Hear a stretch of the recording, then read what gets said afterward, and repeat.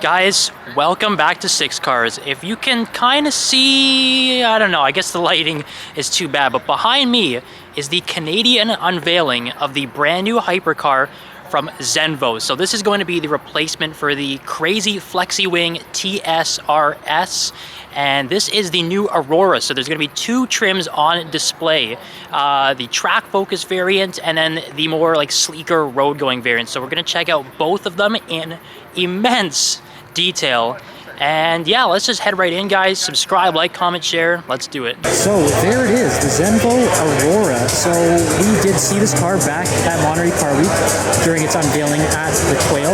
There's two different variants of it. We have the Tour and the Agil. So the Agil has a lot more aero on it, more track focus, whereas the Tour is more of a streamlined version that is just for road cruising. The cars are absolutely insane though. So this is replacing the outgoing TSRS, as I mentioned before.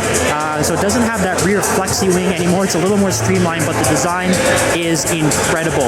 The cool thing about this, it's hybrid V12 obviously, but two different power plants that you can get on the Zenvo Aurora. So there is one that has 1450 horsepower. That would be the standard output, and there's another one that adds two extra electrical motors that bumps the power to 1850 horsepower. It's absolutely ballistic, and I want to show you guys all the crazy details of this amazing car.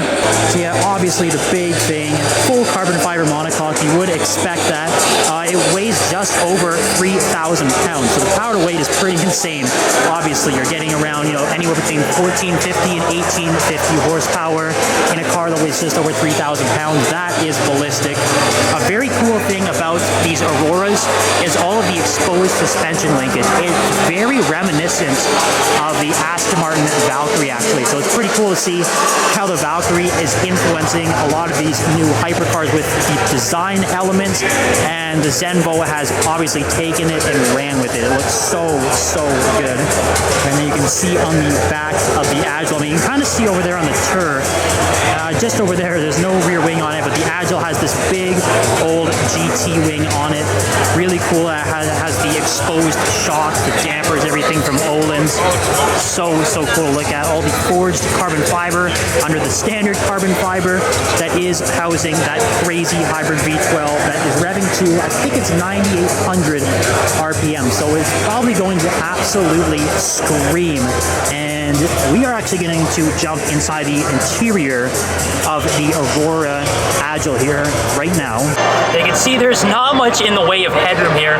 It's pretty tight. Thankfully, I am not the tallest of people in the world, about average height, but you can sort of see where the roof line meets my head. It's pretty tight for headspace, but the cockpit is so cool. I'm going to flip the camera around here and look at the dash and all the clusters and everything now.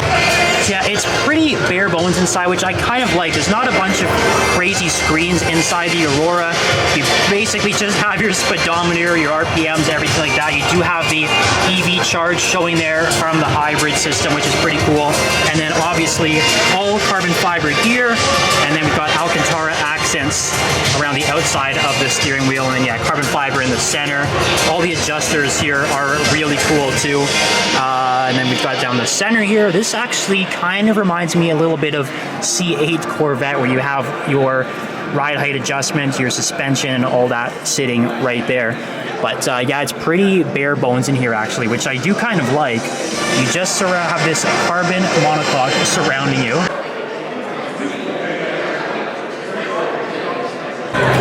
So yeah, we took a quick look at the Agil over there, the track focus variant. Now we have the Tour, which from the front, well, you can see quite a big difference. Obviously, we do not have that exposed suspension like we do on the Agil. So the body is actually quite different between the two variants, the Agil and the Tour. You can see the wheels as well are very different.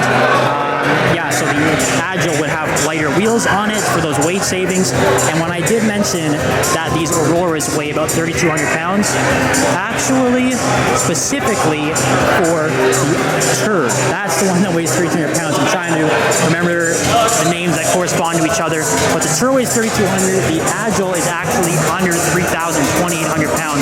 which is totally insane that they are getting that much weight savings with all of that extra carbon fiber and the extra aero. Now, clearly when we look at the back of the Tour, you can see the difference. There's no big GT wing on it. Again, there's no exposed suspension or anything like that. This is a far more streamlined look that would be better suited for the road if you don't want the hardcore look of the Agil. But what is cool is you still have the exposed suspension from the back here when you're looking at the Tour, which is pretty cool. So they kind of disguise it from the front, but then when you walk to the back of the wheel well, when the door is open, you can see everything back there. It's super, super cool how they do that. The interior, which we're going to jump into again in a second, is also a little cozier. It looks pretty similar, but you can see the backings on the seats are a bit different. It doesn't go for that hardcore look. It looks a lot comfier, so let's give it a try. So yeah, as I mentioned, interior-wise, pretty similar between the Agil and the Tour. We just get some different accents on it, so we kind of hide that Alcantara and carbon fiber mixture. We still have the carbon fiber in the center on this one, but this is a more traditional leather that does suit this car really well.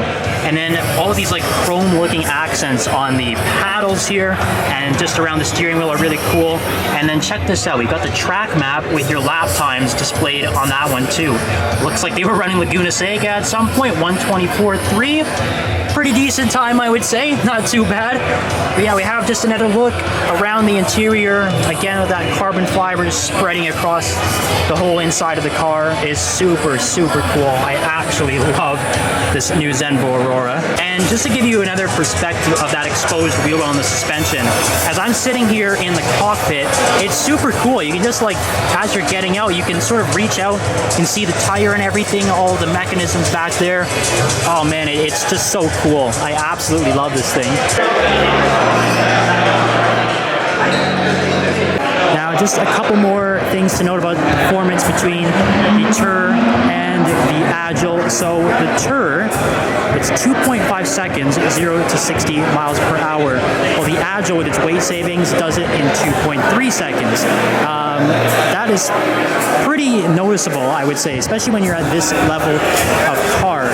And I do believe the top speed of the Tour is 217 miles per hour, while the Agil can do 220. So just that little extra bit if you think that you might need it.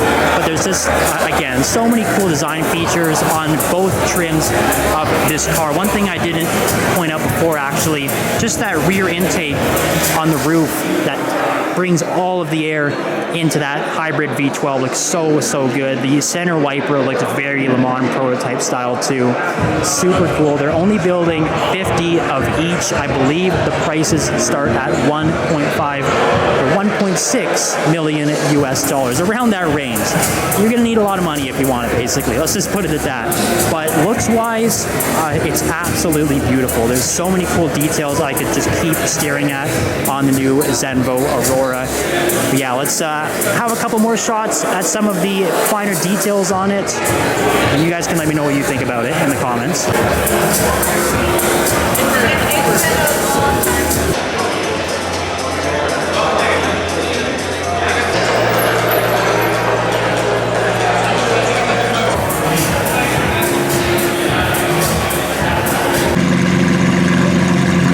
Send off here from the Zenvo Aurora event.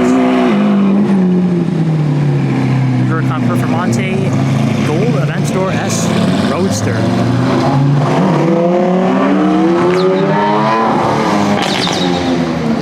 Yeah, so we just finished the Zenvo event. Very, very cool, obviously, to check out the two new Auroras, and now we've stopped by Le Mans Detailing, the place to be if you need detailing. In Toronto, we've got a brand new 992 GT3 RS on display with the OG 356 Speedster. And I definitely wanted to show this car to you guys because it's got a lot of cool features like the blue wheels, the blue striping. It's got the Y-Sec package, obviously, so you can see the carbon fiber hood. The really cool thing about this spec, though, is it does have the matching blue stitching and the shark blue seat belts. How cool is that? This car is absolutely mega. Seen quite a few of these around.